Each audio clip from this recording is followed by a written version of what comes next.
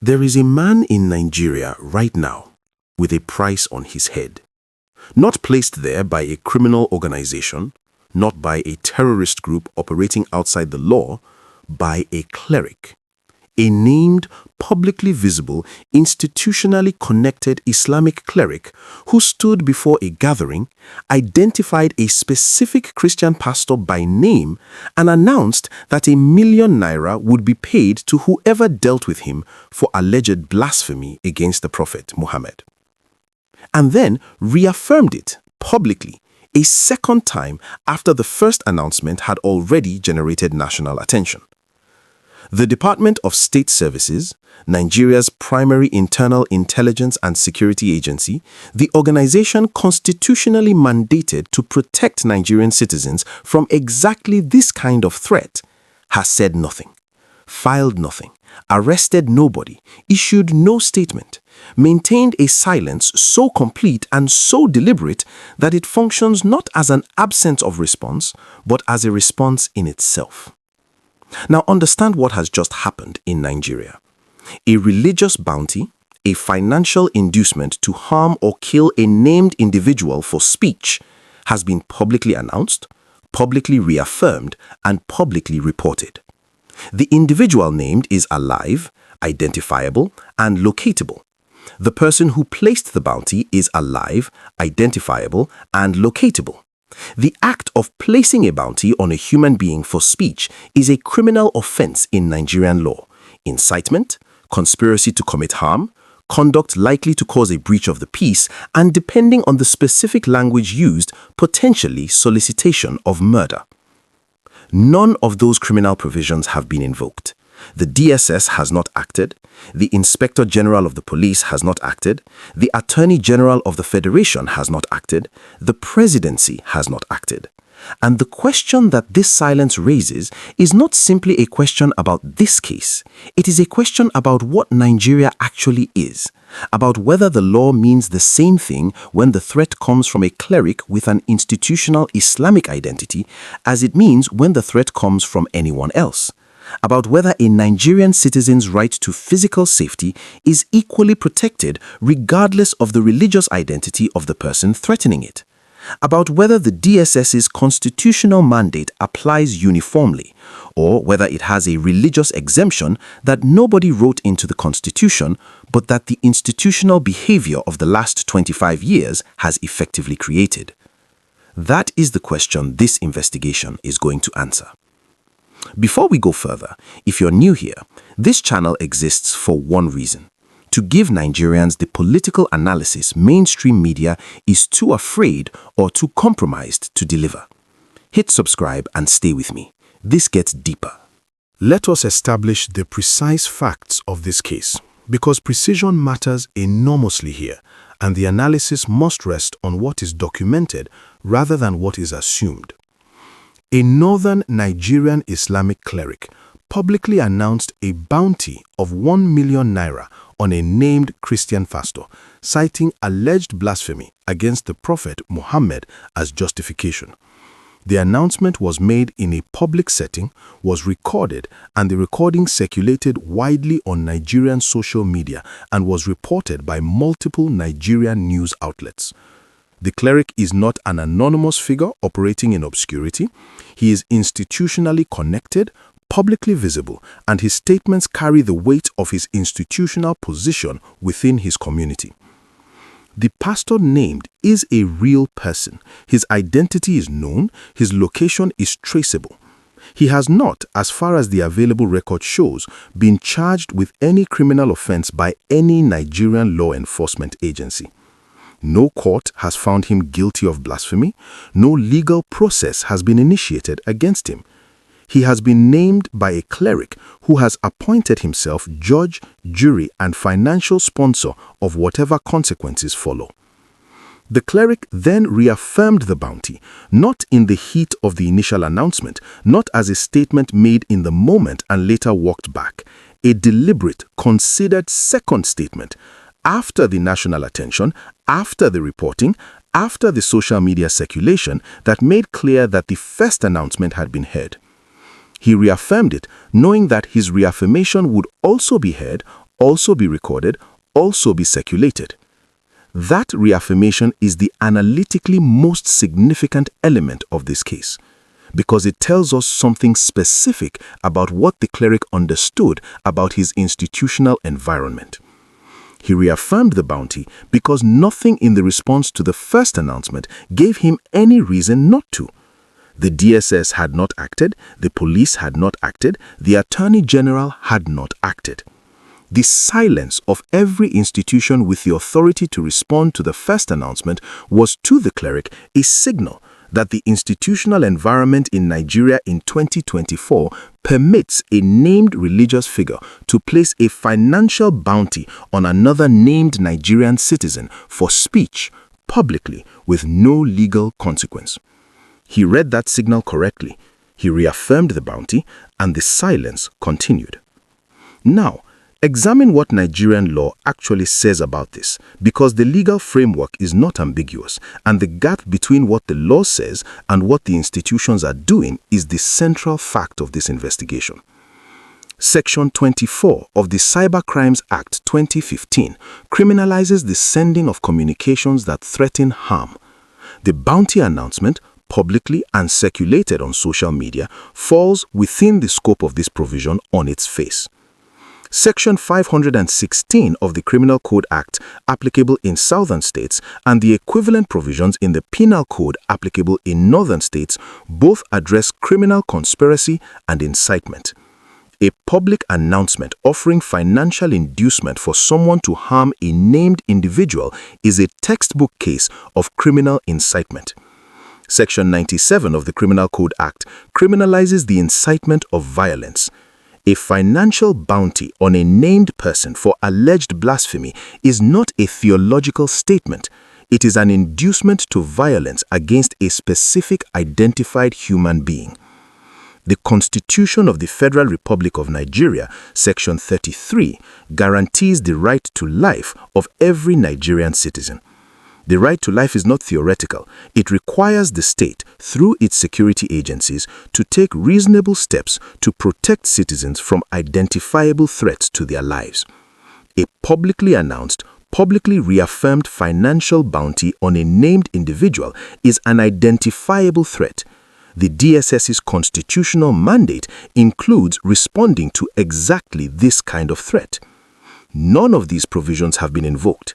The gap between what the law says and what the institutions have done is not a gap of ambiguity. There is no legal ambiguity in this situation. It is a gap of political will.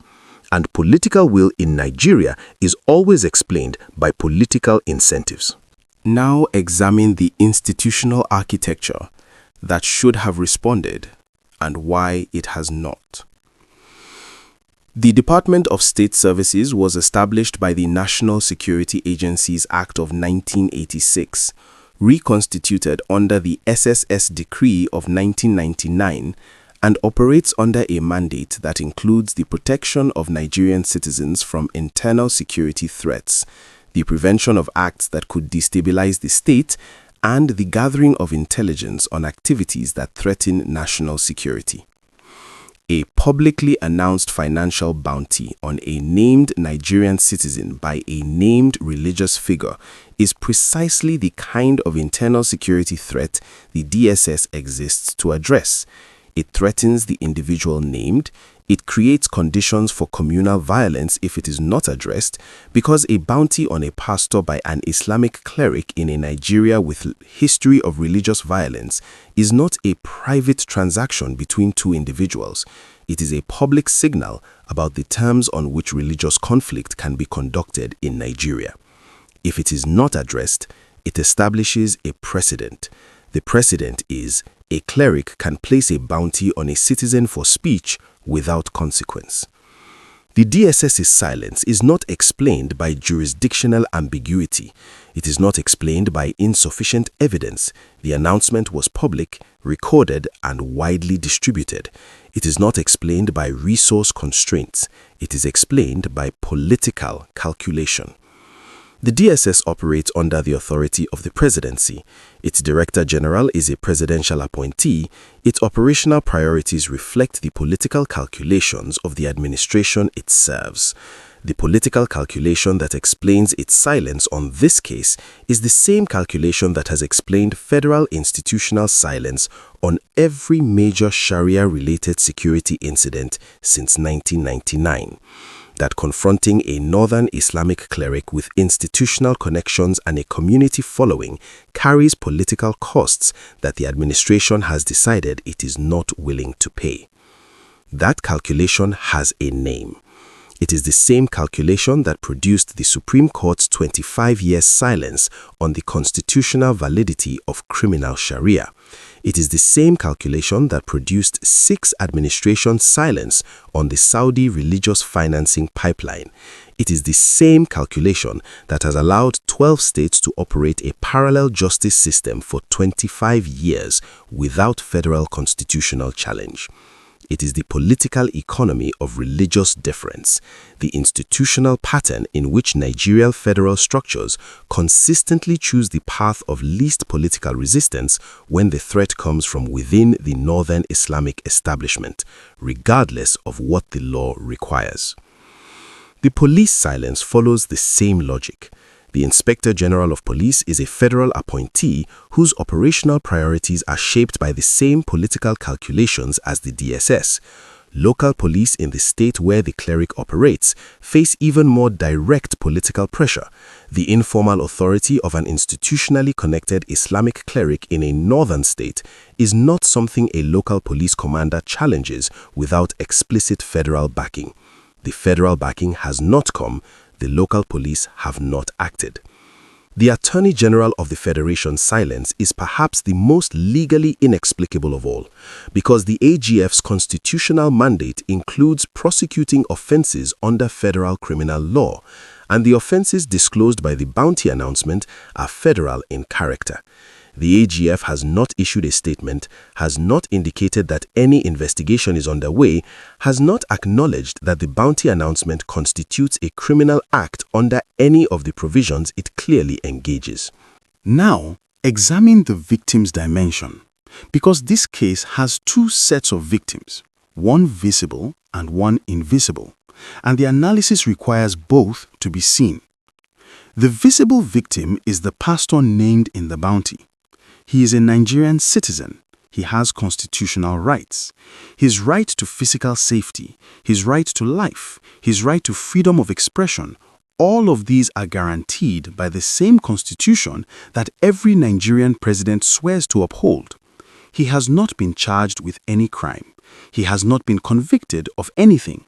He has been named as a target by a cleric who has appointed himself the enforcer of a blasphemy standard that no Nigerian court has ever formally applied to him in a country that has a written constitution and a Bill of Rights that should protect him from exactly this kind of extrajudicial targeting. Whether his statements were wise, whether they were theologically offensive, whether they were the kind of speech that generates legitimate religious grievance, none of that is legally relevant to the question of whether a cleric can place a financial bounty on him without legal consequence. In a country governed by law, speech that offends, even speech that deeply, genuinely offends, is addressed through legal process, through complaint, through investigation, through prosecution if the law is engaged, through judicial determination, not through bounties, not through financial inducement to harm. The invisible victims are the millions of Nigerian Christians who are watching this case and drawing conclusions about whether the Nigerian state will protect them when the threat comes from within a religious establishment that the state has consistently declined to confront. Their conclusion, if the DSS silence continues, if no arrest is made, if no prosecution follows, is that the Nigerian state's protection is conditional on the religious identity of the person threatening you. That if you are threatened by a criminal, the state will respond. If you are threatened by an institutionally connected Islamic cleric, the state will look away. That conclusion, once drawn and confirmed by institutional behavior, is not a private psychological event. It is a political event. It shapes how millions of Nigerian citizens understand their relationship to the state, their confidence in its constitutional guarantees, their willingness to invest their civic loyalty in a national framework that has demonstrated its selective application of the law. Nigeria's national cohesion, already under the stress documented across every investigation in this series, is further damaged every day this silence continues. Not because the pastor's speech was or was not offensive, but because the state's silence on the bounty announces to every Nigerian who is watching that the constitutional principle of equal protection under the law has a religious exception that nobody voted for and nobody can challenge. Now, examine the political strategy layer, because the cleric's decision to reaffirm the bounty after national attention was not made in a political vacuum, and the silence of every federal institution was not produced by indifference.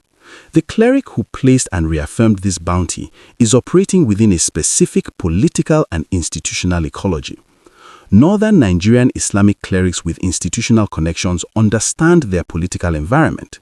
They understand the pattern, documented across 25 years, in which the federal government consistently chooses political deference over legal enforcement when the confrontation requires challenging an institutionally connected religious figure in the Northern Islamic establishment. They understand that the DSS has not acted on similar provocations in the past. They understand that the political cost of acting falls on the administration, and the political cost of not acting falls on the pastor and on Nigerian Christians broadly. The reaffirmation of the bounty after national attention is therefore not recklessness.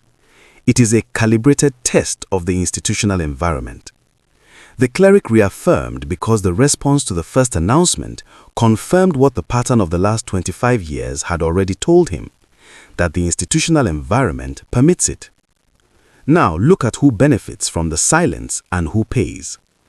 The administration that chose silence benefits in the short term.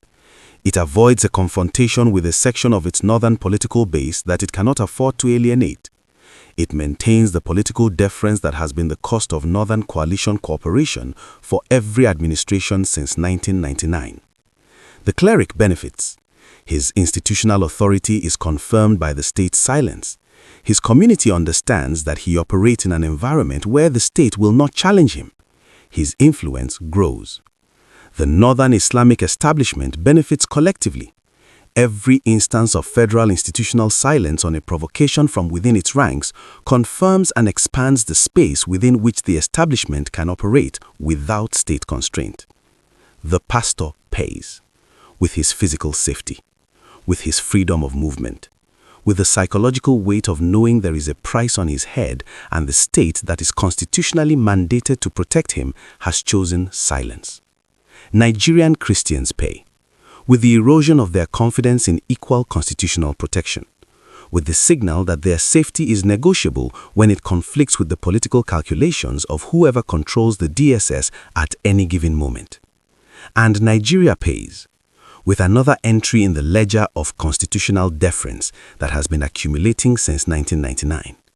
Another confirmation that the law in Nigeria means different things depending on the religious identity of the actor engaging it.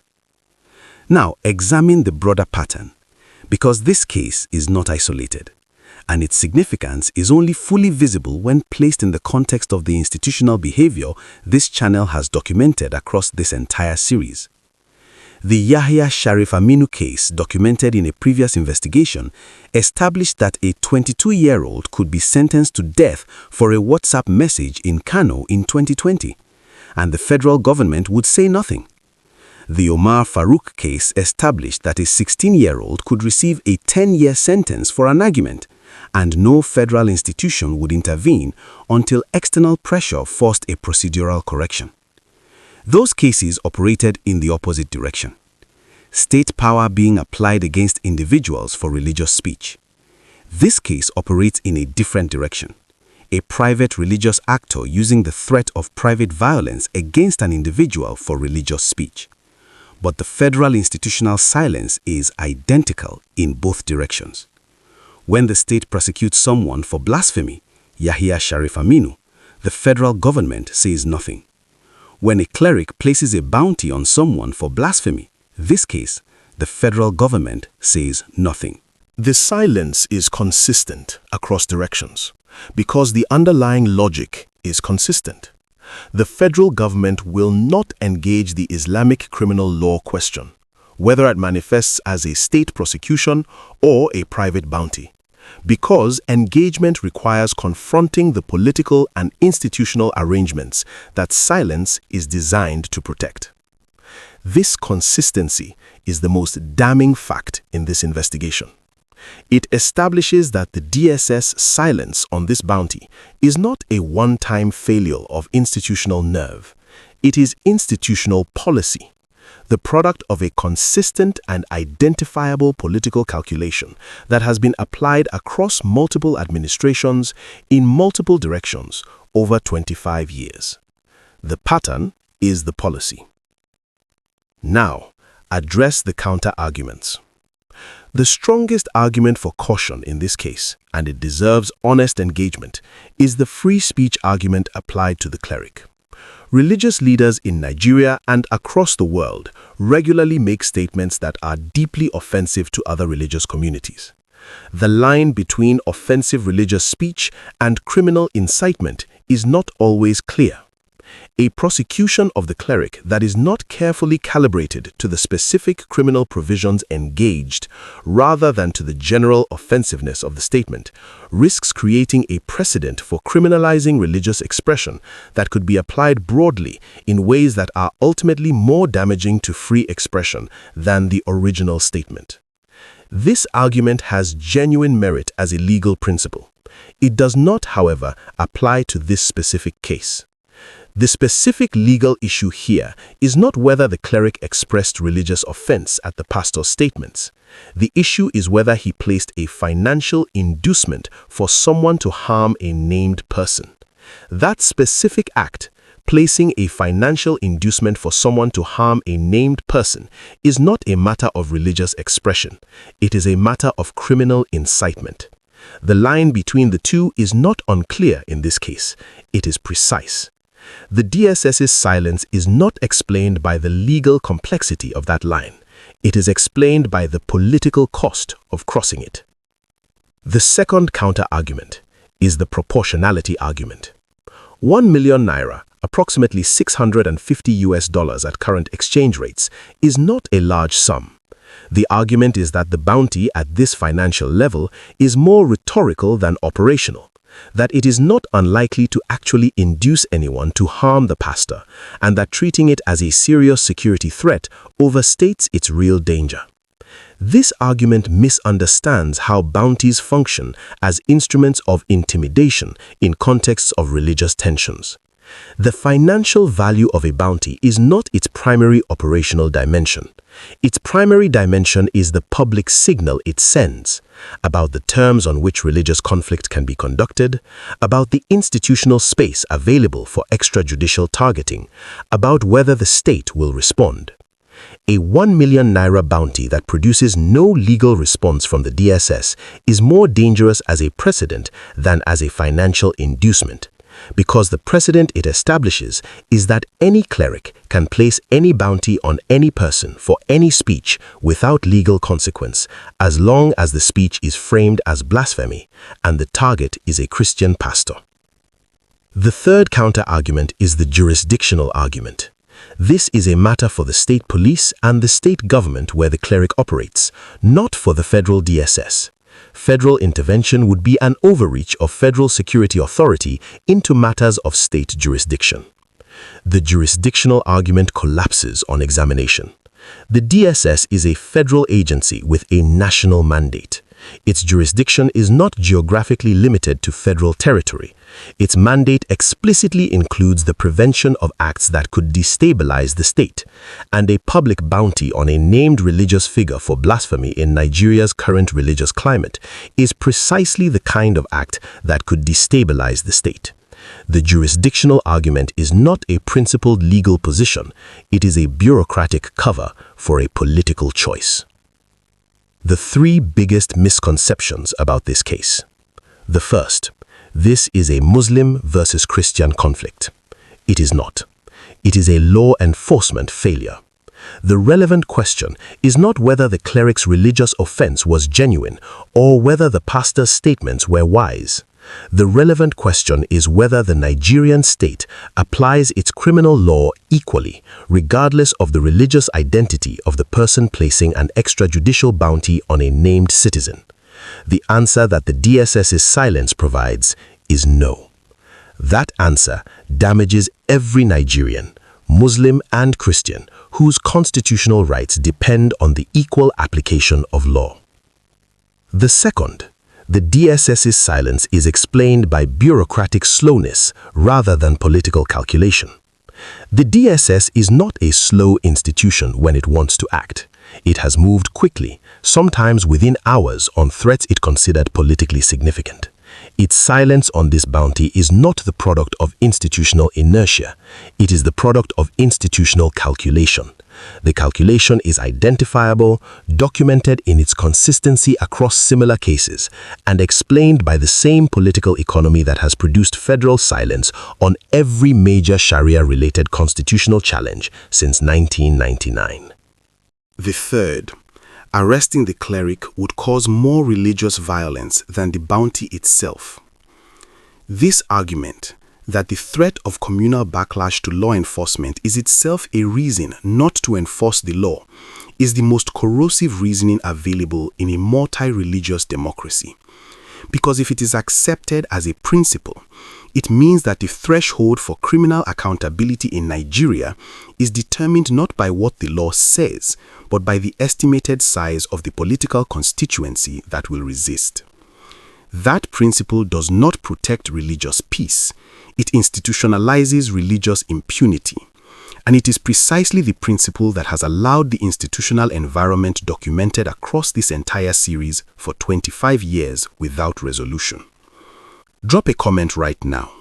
Before the strategic outlook, if the DSS arrested this cleric tomorrow, under the criminal incitement provisions that his bounty announcement clearly engages, which northern political figure do you believe would be the first to publicly condemn the arrest?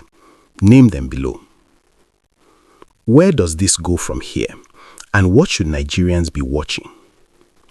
The most immediate signal is whether any law enforcement action follows in the days and weeks after this investigation and the public attention it reflects.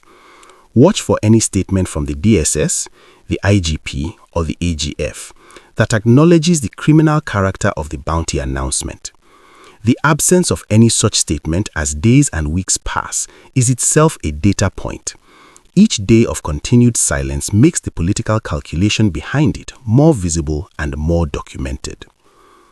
Watch for the pastor's response and movements, whether he has been forced to alter his public activities, change his location, or reduce his visibility as a direct consequence of the bounty, if that information becomes available, is the most direct measure of the real-world impact of the state's failure to respond.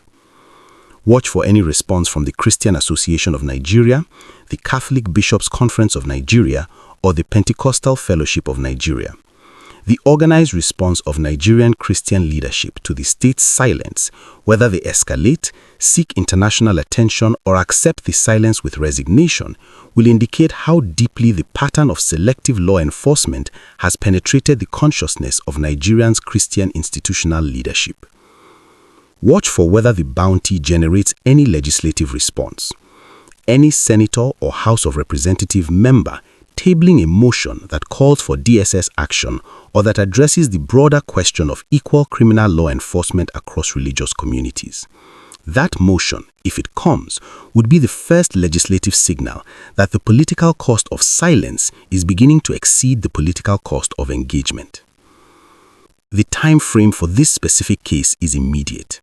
Unlike the generational questions of Sharia constitutional architecture or colonial legal legacy, the question of whether a named individual with a price on his head receives state protection is an immediate operational one. Every day of continued DSS silence is a day in which the precedent of the bounty is being confirmed and the pastor's safety is being left to chance. Here is the answer to the question this investigation opened with. There is a man in Nigeria with a price on his head placed by a named cleric for alleged blasphemy. The DSS has said nothing. The police have said nothing. The Attorney General has said nothing. The silence is not administrative. It is not bureaucratic. It is not explained by legal ambiguity. The criminal provisions engaged are clear.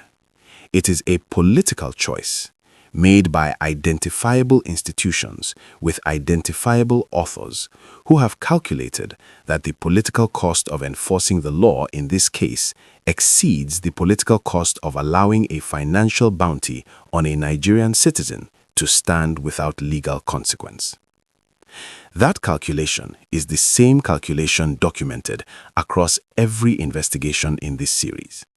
It is the calculation that allowed 12 states to build a parallel criminal justice system for 25 years, that allowed Saudi Arabia to build an ideological infrastructure inside Nigeria for 40 years without regulatory scrutiny, that allowed blasphemy death sentences for WhatsApp messages without federal intervention, that allowed women to be sentenced to death for becoming pregnant while the men in the same cases walked free.